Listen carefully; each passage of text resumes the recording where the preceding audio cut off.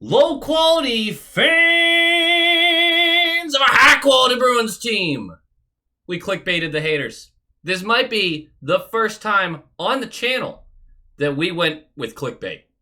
I can no longer say I'm not a clickbaiter. Ain't no tears here. Get out of here. I'll give you some GGs. I'll give you some... No, I'm not going to do that. Seriously, GGs. Good luck in the next round. Rangers look like a wagon. But so do the Panthers. The Panthers look good. I think actually there's a lot of the Panthers fan base that's like, kind of weird that it took 6 against this Bruins team.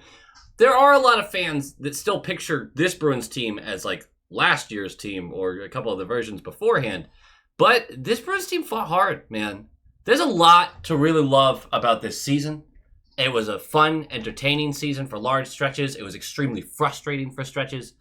But we're going to break down all of it. We're going to do season grades for players, for management. We're going to obviously talk about free agency, which is lackluster, but the Bruins might be able to find some help, which they're certainly going to need.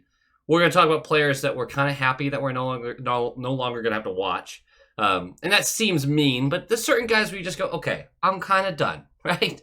I'm kind of... Get off the team. And then there's players that you're really excited to see again. Does this series look different with Patra in it? Yeah, for about 20 minutes until someone's elbow goes through his skull. Do you know how glad I am that Patra wasn't in this series? Patra's small.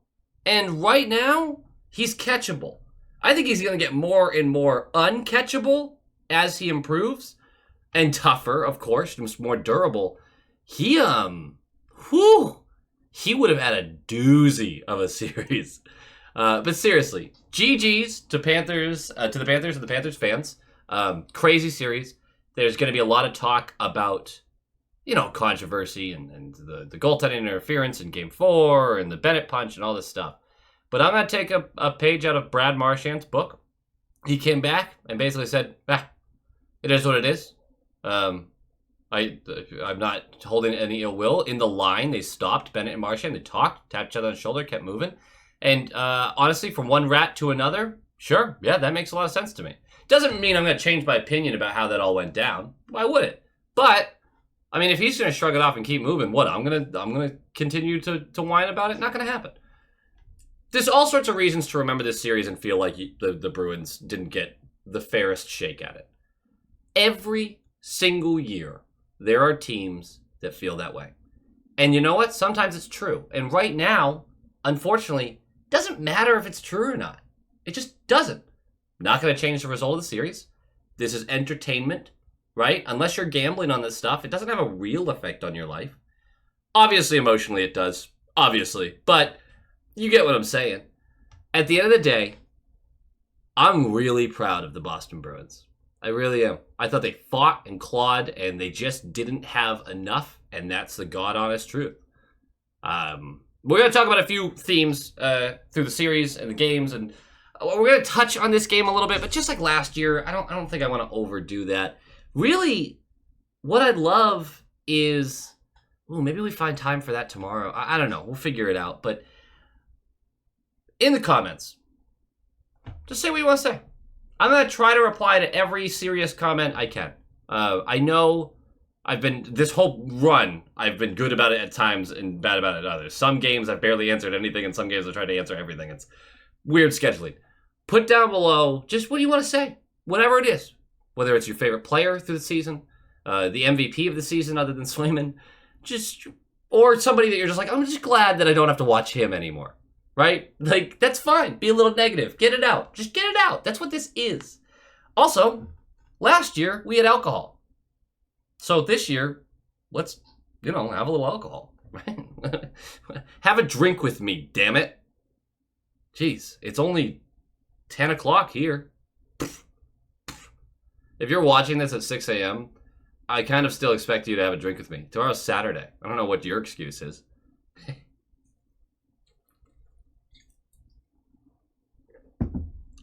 The older I get, the more liquor, punches me in the face, I used to be that annoying guy in college, little low-qual lore. That annoying guy in college, anytime you saw someone have a chaser after taking a shot, I'd be like, loser.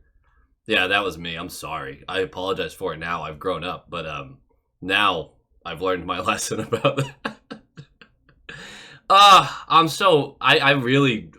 can't believe this is the best I've felt at the end of a Bruins season in a long time. Expectations were heavier over the past decade. Much heavier. And I think the better roster won this series. Genuinely, I do. And I know a lot of you guys disagree, and that's totally fine. That's part of the fun. But I think top to bottom, outside of goaltending, and Bob made some huge saves in this one, Panthers are a hell of a team. I don't know if they have what it takes. I really don't. But, man, that Eastern Conference final, you probably couldn't have asked for a more entertaining one. This one's going to get nuts. Absolutely nuts. And in the West, we've got some good ones going, too. Also, worth saying, like, comment, subscribe. Nailed it. Thank you so much to the high-quality inspectors. You guys are awesome. The membership, the YouTube membership program.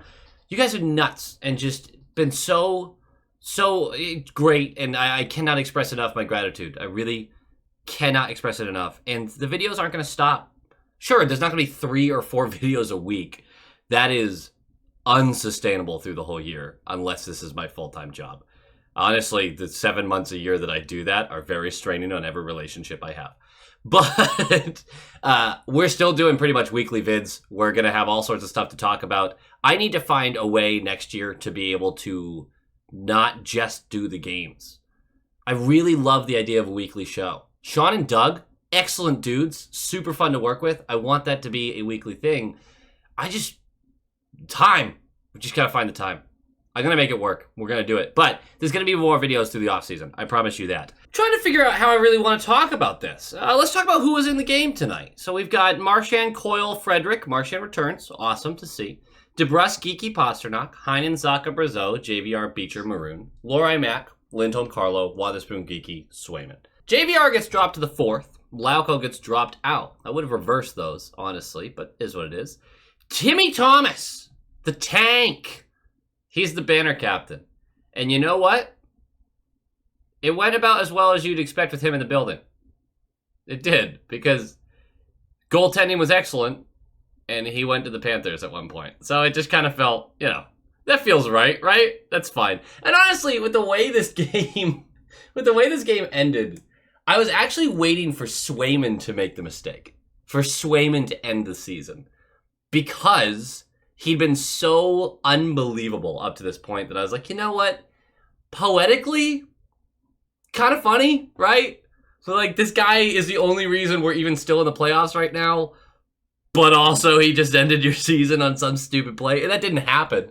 But the goaltending really was just tremendous. Let's talk about the game a little bit. We'll talk about the game a little bit. And we're going to hit some spots. I'm not going to do the whole thing.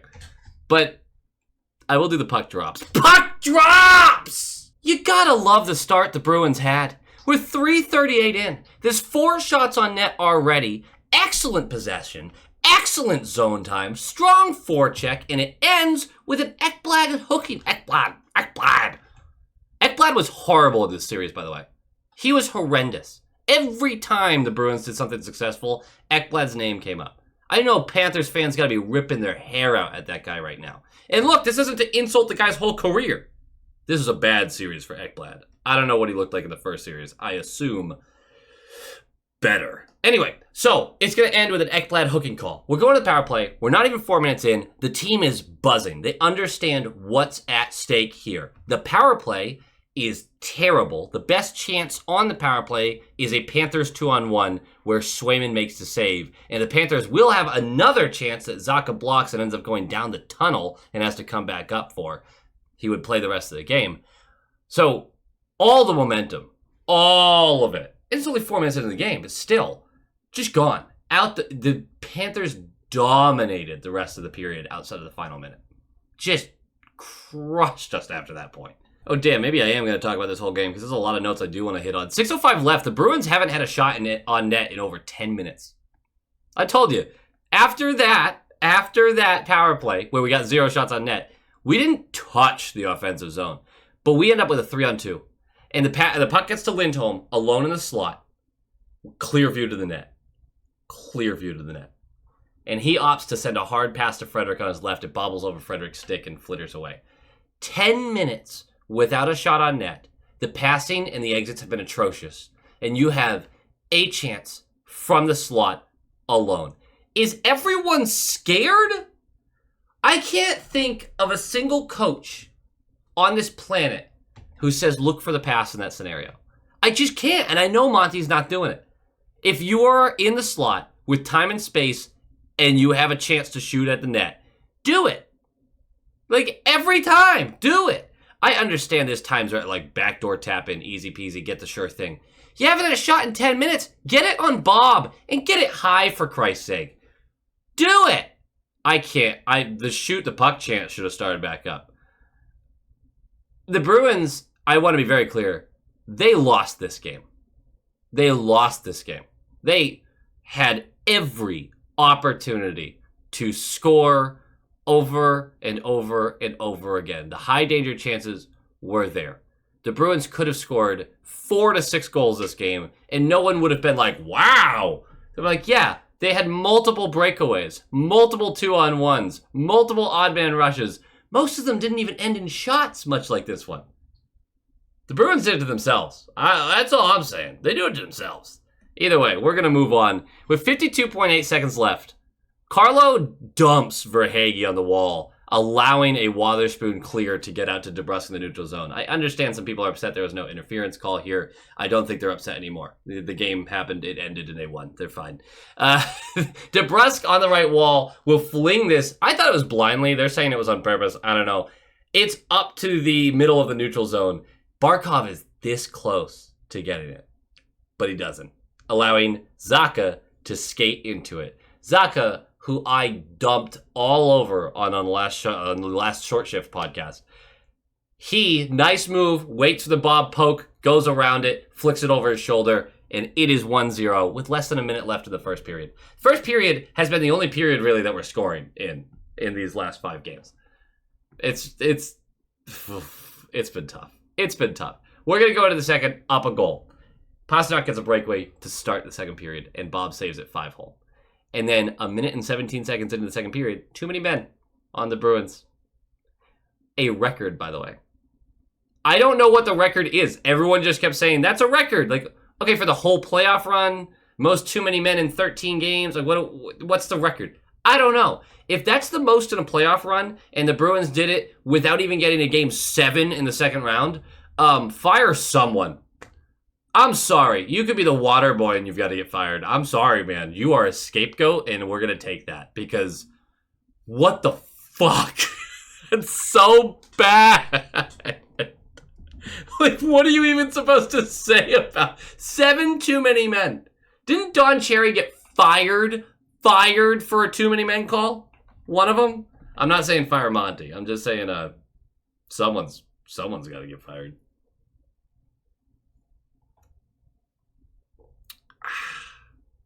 Delicious. Oh, we killed a penalty. I'm not really worried about that. 11:30 left. A broken 2-on-1 turns dangerous as Pastrnak chases down a tough pass from Geekie and whips it into the slot for McAvoy. Picture. Yeah, if that pass was a little better, and I'm not blaming Pastrnak, he did this with a lot of speed. Blind passes were kind of his thing tonight, honestly, not in a good way.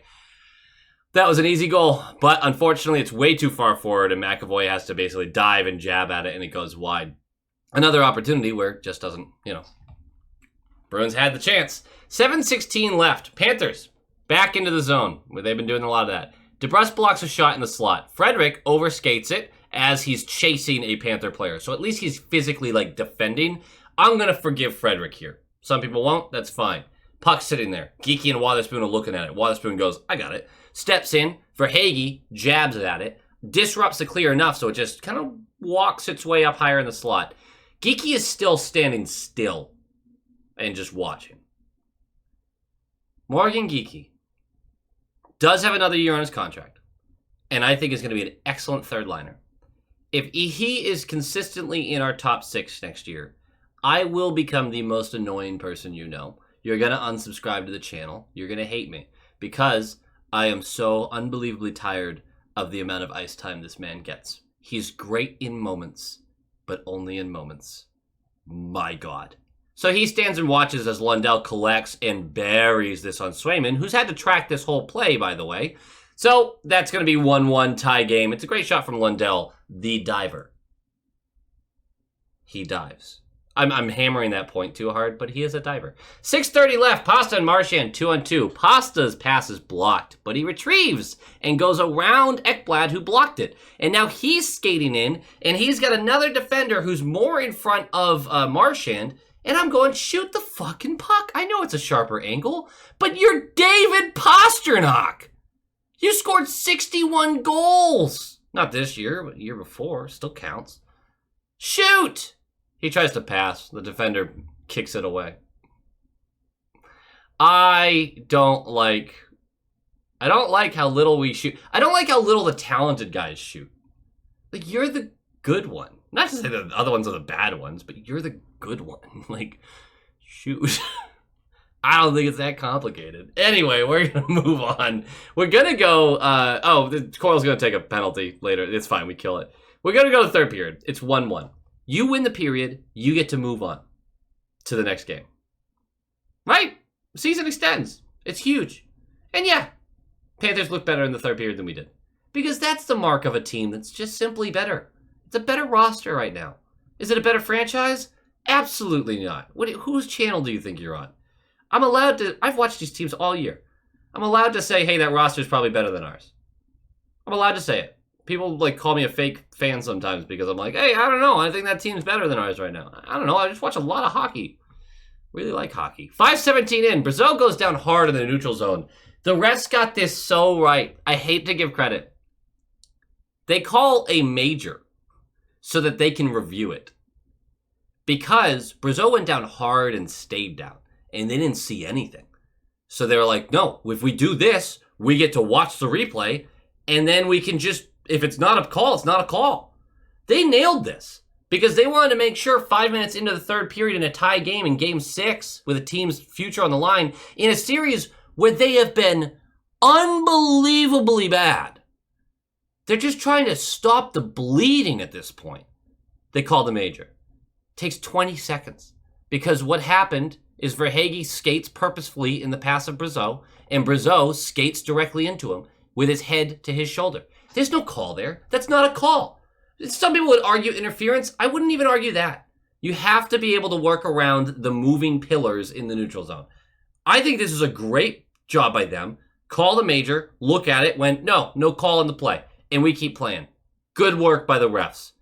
Only time this series I can say that, but good job. 6:04 left. Matt goes for roughing to the penalty kill. That is such a tough call in that instance. It's weak. It's a very soft call. Mac does get him a little high, but this is a hit we've seen a lot in this series. We're going to go on the penalty kill. With 23 seconds left of the penalty kill, Wotherspoon blocks a shot while Swayman is down. Huge. Wotherspoon, keep him on the third pair forever. Really liking the guy. And then Beecher gets tripped. He steps on someone's stick. It's a bad call. See? The last 10 minutes evened out is all I'm saying. 4v4 for 23 seconds, then a power play. Our power play is not good. I mean, if you want to blame anything for... I mean, we didn't score enough. But our power play through this series, just awful. Just awful. I mean, how many power play goals did we actually score? 1? Was it even 1? It was probably 1. Just bad. Just bad. Either way, 1:33 left. Gustav Forsling ends the Bruins season. There's a high shot off of Swayman's shoulder as they're entering in transition. Rebound gets past Wotherspoon, gets to Forsling, and he just hammers this on net. Somehow squeaks through Wotherspoon, somehow squeaks through Swayman. No one's to blame on this play. And honestly, they're lucky it went in. That puck had eyes. Went right under the blocker. Short side. That's the season. 2-1. And at the end of the day, these are how many goals the Bruins scored over the last couple games. So tonight, they scored 1. The game 5, 2. Game 4, 2. Game 3, 2. And game 2, 1. So the only game they scored more than 2 goals in this series was game 1, where they scored 5. The Bruins didn't have enough. They built from the net out, which is excellent. And honestly, if you had showed me if you had told me, okay, Panthers are going to score 1 goal in the game 1, we win that. 6 in the second one, we lose that. 6 in the third one, ooh, we lost that one. Panthers score 3 in game 4. I don't know. I don't know who wins that. Panthers score 1. All right, we won that. Panthers score 2. We probably won that, right? No. Right? I mean, the Panthers didn't blow us out. They had the 2 games. So game 2 and game 3. They crushed us. And those games were really close till they weren't. And obviously there was some stuff there. But the team held the Panthers in check. They didn't have enough on the other end. And honestly, we could talk about our first series note is they just didn't have enough offense. I don't think missing Marchand for 2 games was the deciding factor in that either. This team doesn't have enough forward talent, real scoring talent. And Pastrnak feels like he has to spread that puck around too much, honestly. To be fair, Pasternak's getting so much attention from the defense, he probably cannot handle being 3-on-1 every time. There's not enough threats on the ice. DeBrusk is a really good supplementary winger. He deserves to be extended. He deserves to be on this team. Like, I really want to re-sign him. But he's not going to be a guy who's going to pot 6 goals or 7 goals through a series. I mean, actually, he had 5 in this one, or 5 in these playoffs, so still did a good job. But if you want a guy who's really going to have, like, go off in a series, he's not going to be that guy. Pastrnak and Marchand are very good. Marchand's on the tail end of his career. We get that. We need another guy. And whether that's a center that sets Pastrnak really well and has enough scoring threat that teams have to take him seriously, or if it's another winger, it doesn't really matter to me. Obviously, I have preferences, but offensively, we just didn't have enough. This team could not get over the 2-goal hump. Do you know the team that just had the same issue? The Toronto Maple Leafs, who, well, they spend a lot more money on their forwards than we do, so it's a different conversation over there. A more hilarious one, I would say. But the Bruins just don't have the scoring. That's okay, because free agency is coming up, and there might be some help coming internally that we're going to talk about. And not to say that defensemen need to be part of this solution, but Lohrei getting more and more comfortable might help offensively. God, he had some moments. He looks good. Let's talk about the home ice disadvantage here. The Bruins didn't win a game on home ice in this series. They only won 1 against Toronto. Yeah. 2 against Toronto. Sorry, they won 2 against Toronto because game 7. And then last year, they won 1. There are 3 wins, 8 losses on home ice over the past 2 years. That is really bad. And it's shared with the Celtics, by the way, who are basically 500 on home ice. So, home ice, home court. Yeah, so I don't know what's going on there, but fix it is my statement. Yeah, that feels like a fair statement. Fucking fix that shit. What are we doing? I have no clue why home ice is such a problem for this team. I would love for it not to be, though. Game 7 against Toronto, though. Awesome. I realize I'm just kind of rambling a lot of this, but you know what I'm really pumped for next year? And well, obviously we're going to have extended conversations about this through the offseason, but so Lohrei, full season of him. That's a lock, right? That's a lock right now. Patra, if he's healthy, full season of him. Can he force his way into the top 6, right? I hate that he wasted so much time away from the ice this year with that shoulder surgery, but there's a lot of excitement there. And the next year, Swayman's Vezina run is going to be awesome. It's going to be so cool. There's a reason to watch the draft, by the way, because Ullmark might be traded draft day. It's a real possibility. I am going to miss Ullmark. After this playoff run, you had a great performance in Swayman. And if Swayman got hurt, you were very confident in his replacement, which is a luxury. It is a luxury. Ullmark sat on the bench while this team couldn't score for 5 games in a row. It's going to be hard to sell that to a room full of hockey players, right? Not even hockey players, hockey professionals. When Sweeney sits down with his coaching staff and his assistants and just the guys. And they talk about building this team. Someone's going to raise their hand and go, hey, we got $5 million on the bench for about 4 weeks straight there. And we couldn't score.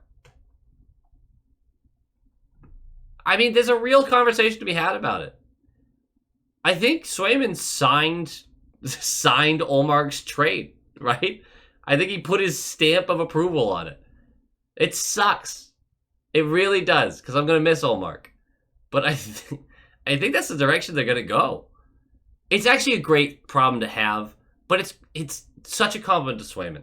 What a playoffs this guy had. He was awesome. Fantastic.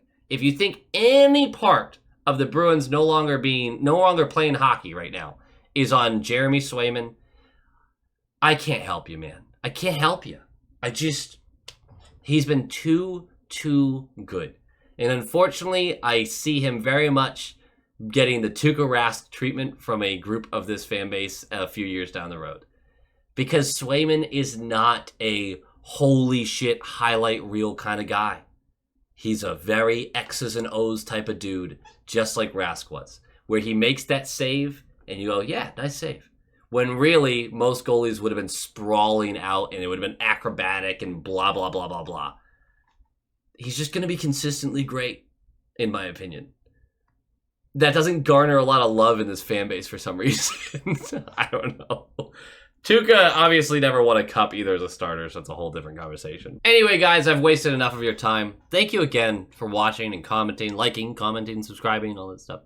Thank you again to the high-quality inspectors, all the support, and just a great season. This isn't worth doing without you guys. I've said it before. The whole reason this channel even exists is because I didn't have anyone to talk hockey with. I was a lonely COVID guy, and I was just like, you know what? I bet the internet will talk hockey. So that's what I did. And I cannot tell you how much I appreciate you guys. Just awesome. Just awesome. Gonna miss this season. Gonna miss hockey. We're gonna watch the other couple of series too as well. We're getting excited about that. But forever and always, go Bees. Go Bees! And of course, we have to say a big old thank you to the high-quality inspectors who happen to all be 10 out of 10s. Not sure if you guys knew that. We've got our top line tier inspectors, GD Viperworks, Tiffany Hagel, Chris and Erica, Len Cruz, Moonlighter TV, The Bugman, Brock Nope, Han Slomo, Coach D, The Atomic Lizard, Bradley Johnson, Aaron Adams, Just Aaron, Darren Woodbury, Brett Arney, Pinsent, and Nick Zatrullo. Absolute studs. 10 out of 10. I'm not kidding. Every single one of them.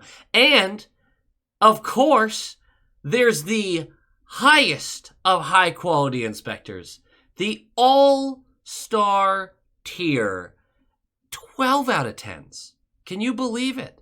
So hot. We've got the Mad Marcus, Adrian Winter, Tyler McCourt, Tupton D. Tashi, John Kirk, Jacob Pratt, Heil E. Coyote, Adam Ella, Bruin Smash, Joel, Abraxion, D.A. Kingery, The Only Newts, A Tasty Snack, Doots42, and Jeremy. You guys are stallions. You're all legends, and I cannot tell you how much I appreciate you and your help with keeping this channel going. Thank you, and go Bees.